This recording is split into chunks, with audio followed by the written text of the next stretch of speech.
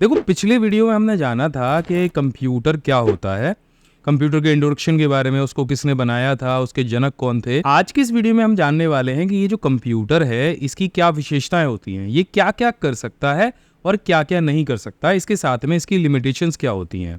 और ये जो प्रश्न है या ये जो चैप्टर है वो अधिकांश परीक्षाओं में जरूर आता है, इसमें से एक ना एक क्वेश्चन जरूर आता है। तो बिना कुछ देर की आपका स्वागत करता हूँ ट्रिपल सी गाइड में, और हमेशा की तरह आपके लिए बहुत ही यूजफुल वीडियोस लेकर आया हूँ, तो ये वीडियो पूरा जरूर देखना। चलिए अब शुरू करते हैं।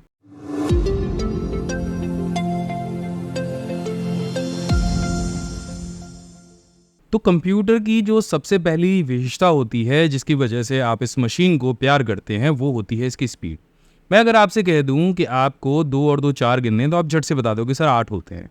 लेकिन अगर मैं आपको 10 से 12 अंकों की कोई संख्या दे दूं या 20 अंकों की कोई संख्या दे दूं और उसको जोड़ने के लिए, घटाने के लिए, फिर भाग करने के लिए बोलूं, तो शायद आप नहीं कर पाएंगे। लेकिन कंप्यूटर के लिए इस तरह के जो लाखों कैलकुलेशन है वो सेकंड्स में करना आसान होता है। तो इससे हमें पता चलता है कि कंप्यूटर गणना करने में बहुत तेज होता है। कंप्यूटर की जो स्पीड है उसको मेगाहर्ट्ज में और गीगाहर्ट्ज में नापा जाता है। तो जैसे किसी गाड़ी की स्पीड को किलोमीटर पर सेकंड में नापा जाता है, ऐसे ही कंप्यूटर की कैलकुलेशन की स्पीड को, या कंप्यूटर की हम क्लॉक स्पीड इसे कहते हैं, जिसे मेगाहर्ट्ज, यानी ये जो वर्ड आप यहाँ पे देख रहे हैं MHz, मेगाहर्ट्ज या गीगाहर्ट्ज में नापा जाता है। अब चलिए हम एक और चीज के बारे में बात करते हैं।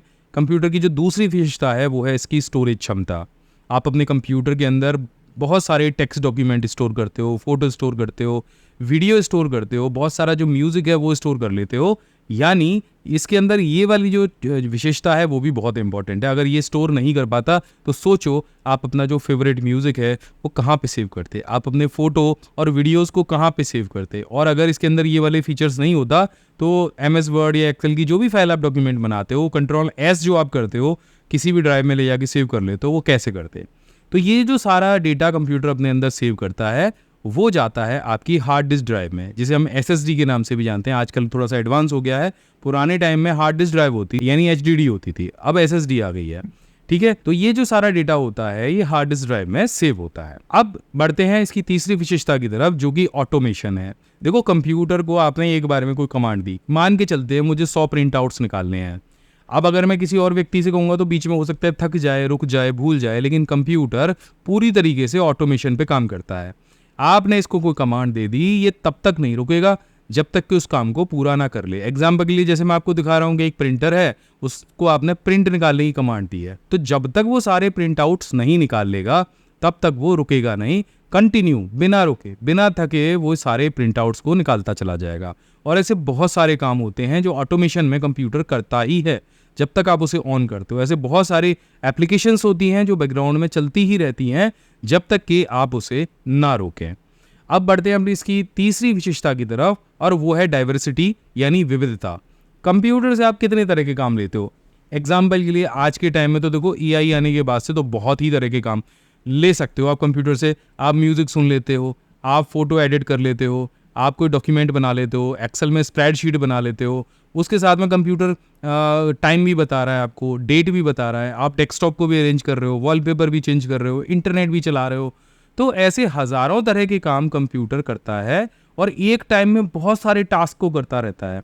तो कंप्यूटर के अंदर एक साथ में कई सारे काम करने की भी क्षमता है। एक बार में एक काम नहीं करता। आप कहोगे मेरे को म्यूजिक भी सुनना है और साथ में ना डॉक्यूमेंट भी बनाना है, दोनों कामों को साथ में कर लेगा। आप कहोगे कि मुझे गेम भी खेलना है और उस गेम को रिकॉर्ड भी करना है और साथ में मुझे म्यूजिक भी चलाना है, तो वो काम भी कंप्यूटर कर लेगा। तो एक बार में बहुत सारे कामों को करने की क्षमता भी कंप्यूटर के अंदर होती है और साथ में वो कैलकुलेट भी करता जाता है। तो ये चीज़ कंप्यूटर को बहुत ही विशेष बनाती है। इसके बाद हम बढ़ते हैं एक और कंप्यूटर की विशेषता की तरफ, और वो है रिपीटेशन यानी पुनरावृत्ति। आपने कोई कमांड लाइन सेट कर दी। अब मैंने आपको बताया कि भाई चाय ऐसे ऐसे बनती है, तो आप एक बार बना दोगे, आप 2 बार बना दोगे, 3 बार बना दोगे, चौथी बार आप कहोगे नहीं साहब बहुत परेशान करते हो, आप बार बार मेरे से ये काम करा रहे हो। तो मनुष्य क्या करता है, एक ही काम को बार बार करने पे या तो ऊब जाता है या थक जाता है। लेकिन कंप्यूटर एक ही तरह के काम को लगातार बिल्कुल एक जैसे तरीके से कर देगा। जैसे मैंने अभी पहले ही एग्जांपल दिया कि मैं अगर आपसे चाय बनवाऊं या रोटी बनवाऊं, तो हो सकता है कि आप पहली रोटी आप गोल बना दो, दूसरे का शेप कुछ और हो जाए, तीसरे का शेप कुछ और हो जाए। लेकिन कंप्यूटर के अंदर अगर आपने एक बार कमांड फीड कर दी किसी भी काम को करने के लिए, तो बिल्कुल वैसे ही जो चीज़ पहली हुई है बिल्कुल सेम, बिल्कुल दूसरी भी चीज़ वैसी ही कंप्यूटर आपके सामने बना के रखेगा। तो हम इस पे विश्वास कर सकते हैं। ये बहुत तेज़ी से उस काम को बार बार बिल्कुल वैसे ही पूरी सटीकता के साथ करने के लिए बनाया गया है। तो ये इसकी जो विशेषता है वो बहुत ही महत्वपूर्ण है। इसको आप ज़रूर नोट करिएगा कि कंप्यूटर में जो रिपीटेशन वाली चीज़ है या जो पुनरावृत्ति वाली चीज़ है उसे वो बार बार बिल्कुल वैसे ही कर सकता है। अब बढ़ते हैं इसकी अगली विशेषता की तरफ, जो कि एक्यूरेसी है, यानी सटीकता। देखो, कंप्यूटर अपने दिए हुए निर्देशों का पालन बहुत ही सटीक तरीके से करता है।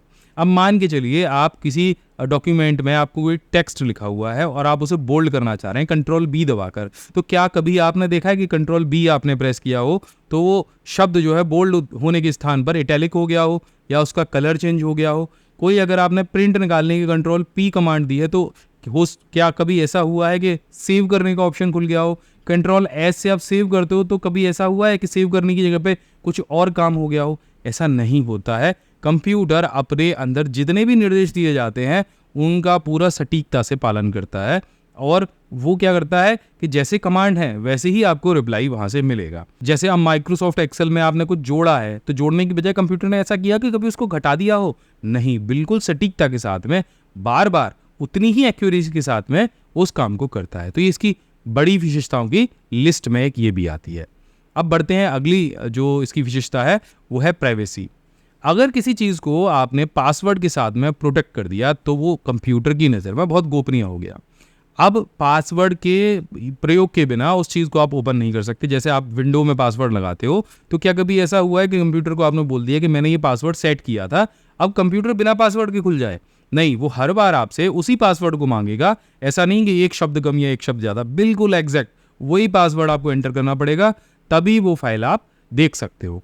तो पासवर्ड के यूज़ से क्या होता है ना, कंप्यूटर में जो भी डेटा स्टोर होता है या जो भी सॉफ्टवेयर आप यूज़ करते हो उस सॉफ्टवेयर को केवल वही व्यक्ति यूज़ कर सकता है, वही व्यक्ति खोल सकता है जिसे वो पासवर्ड पता हो।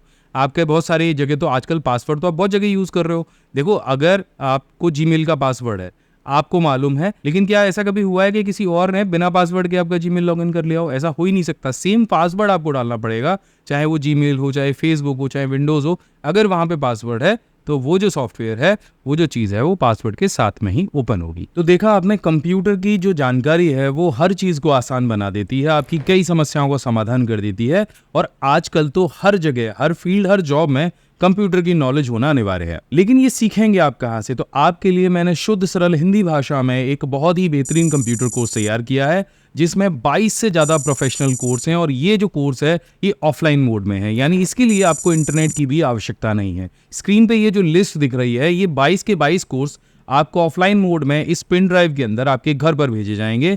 और अभी इस कोर्स पर चल रहा है पूरे 80% का डिस्काउंट, यानी हमारे समर कैंप ऑफर अभी चालू है, जिसमें आप इस कोर्स को केवल और केवल 2499 रुपए में ले सकते हैं। इसके लिए डिस्क्रिप्शन में दिए गए लिंक पर क्लिक करिए और इससे संबंधित आपको जो भी जानकारी चाहिए आप हमारे टीम मेंबर मनोज और तरुण से बात कर सकते हैं। उनका नंबर मैंने यहाँ पे नीचे स्क्रीन पे दे रखा है, या फिर आप हमारी वेबसाइट offline.pcskill.in पर जा सकते हैं। चलिए वीडियो में आगे बढ़ते हैं। तो अब एक और विशेषता की तरफ बढ़ते हैं जो मनुष्य में अक्सर करके नहीं देखी जाती। अगर मैं आपसे कहूँ कि आपको बिना सोए दिन रात जग कर काम करना है बिना थके, आप इसमें ऊबेंगे नहीं क्या? आप ऊब जाएंगे, आप थक जाएंगे, आपको खाने की आवश्यकता होगी, आपको नींद की आवश्यकता होगी। लेकिन कंप्यूटर जो है वो एक मशीन होने की वजह से ये सारी चीज़ों से फ्री है। इसे थकान नहीं होती, इसे बोरियत नहीं होती, और ये हमेशा बिल्कुल जैसे अभी सुबह के 8 बजे काम कर रहा है वैसे दोपहर के 12 बजे काम करेगा, वैसे शाम को 6 बजे काम करेगा। आप रात को 12 बजे भी ऑन कर लोगे, बिल्कुल वैसे ही आपका जब कंप्यूटर लॉगिन करोगे वैसे ही वेलकम करेगा, और जैसे आप इसको कमांड दोगे वैसे ही तुरंत से काम करने लग जाएगा। तो ये चीज़ भी कंप्यूटर के अंदर बिल्कुल अलग एक फीचर है कि ये थकता नहीं है, ये बोर नहीं होता। तो अब इसके साथ में कंप्यूटर की कुछ लिमिटेशंस भी हैं, और सबसे पहली जो लिमिटेशन है वो है क्रिएटिविटी की कमी। कंप्यूटर के अंदर कोई क्रिएटिविटी नहीं होती है, ये केवल वही काम करता है जिसके लिए आपने कंप्यूटर को कोई कमांड दी है या कोई प्रोग्राम डाला है, कोई सॉफ्टवेयर डाला है, और ये अभी अपने नए जो विचार हैं उनको नहीं बना पाता है।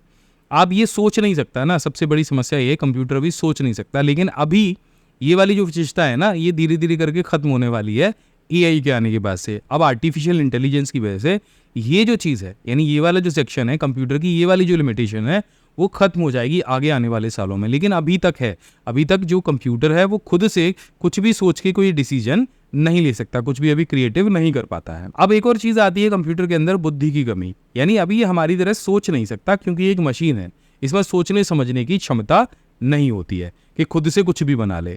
जो सॉफ्टवेयर इसके अंदर डाले जाते हैं, जो इंस्टॉल किए जाते हैं, जो प्रोग्राम्स डाले जाते हैं और उनमें जो कमांड्स दी होती हैं, उनमें जो निर्देश होते हैं, केवल ये उन्हीं को फॉलो कर सकता है। कोई भी नया निर्देश खुद के सोचने से ये नहीं बना सकता। इसके साथ में इसकी जो सबसे बड़ी कमी है वो है कि ये पूरी तरीके से इलेक्ट्रिसिटी पे डिपेंड रहता है। इसको पावर चाहिए चलने के लिए। आपको क्या चाहिए? आपको तो खाना चाहिए। आप कहीं जाएंगे, कोई आपको मानिए मार्केट में मोमोज मिल गया, भूख लग रही है, आपको खा लिया, एनर्जी आ गई, आप काम करना शुरू कर देंगे। लेकिन ये वो चीज़ें नहीं खा सकता। इसको प्रॉपर या तो बैटरी इसके अंदर लगी होनी चाहिए या फिर सीधे डायरेक्ट लाइट में होना चाहिए, यूपीएस से कनेक्ट होना चाहिए, तभी ये चलेगा। अगर इसको बिजली नहीं मिलेगी तो बिल्कुल किसी और मशीन की तरह ये बंद पड़ा रहेगा, ठप हो जाएगा। तो इसकी सबसे बड़ी जो निर्भरता है विद्युत के ऊपर, ये इसको चाहिए ही चाहिए। अगर इसको बिजली नहीं मिलती है तो एक डिब्बे से ज़्यादा कुछ भी नहीं है। इसके बाद में कंप्यूटर में और भी चीज़ों की परेशानी होती है, और उसमें सबसे बड़ी परेशानी है वायरस की। बहुत सारे लोग क्या करते हैं कि नए नए सॉफ्टवेयर बना देते हैं जो पुराने सॉफ्टवेयर को इफेक्ट करते हैं। अब वही सॉफ्टवेयर वायरस कहलाते हैं। तो कंप्यूटर में हमेशा वायरस आ गया, कभी मेलवेयर आ गया, कभी किसी व्यक्ति ने हैक कर लिया। तो ऐसे बहुत सारे जो सुरक्षा खतरे हैं वो रहते हैं, जिससे आपका डेटा भी चोरी हो सकता है, आपकी गोपनीय इन्फॉर्मेशन उसको भी खतरा रहता है, और इससे कंप्यूटर को भी परेशानी रहती है कि कभी कोई वायरस आ गया तो कभी कभी विंडोज़ भी करप्ट हो जाती है एंड हार्डवेयर को भी समस्या रहती है। तो यहाँ भी इसकी ये लिमिटेशन है कि कंप्यूटर में ये चीज़ें अभी होती हैं जो हम लोगों को परेशान करती हैं। इसके बाद देखो, कंप्यूटर डेटा पे भी निर्भर रहता है। आप सोच के देखो कि आपने कंप्यूटर को कोई डेटा दिया ही नहीं। मानो आपका एक स्कूल है, वहाँ पे स्टूडेंट्स हैं बहुत सारे। अब उन्होंने कोई एग्ज़ाम दिया, एग्ज़ाम के बाद उनके नंबर आए। अब उन नंबरों के आधार पे ही कंप्यूटर आपको कुछ बता पाएगा, कोई नई जानकारी दे पाएगा। जब तक कंप्यूटर के अंदर आप डेटा इंसर्ट नहीं करेंगे तो ये खुद से सोच के वो आपको जानकारी नहीं दे पाएगा। तो जो पूरी तरीके से जो कंप्यूटर है वो डेटा को ही प्रोसेस करके आपको आउटपुट देता है। अलग अलग चीज़ों से हम इसमें डेटा इनपुट कराते हैं और ये भी हमें किसी न किसी माध्यम से डेटा को प्रोसेस करके ही हमको आउटपुट देता है। तो बिना डेटा के ये कोई भी आउटपुट आपको नहीं दे सकता, चाहे वो मौसम की जानकारी हो, चाहे वो कोई न्यूज़ हो, चाहे कोई भी चीज़ हो, इसको डेटा की आवश्यकता होती है प्रोसेस करने के लिए। तो आशा करता हूँ इस वीडियो में बताई गई जानकारी आपके बहुत काम की रही होगी। मैं एक और नई जानकारी के साथ मैं मिलता हूँ आपसे अगली वीडियो में। तब तक के लिए जय हिंद, वंदे मातरम।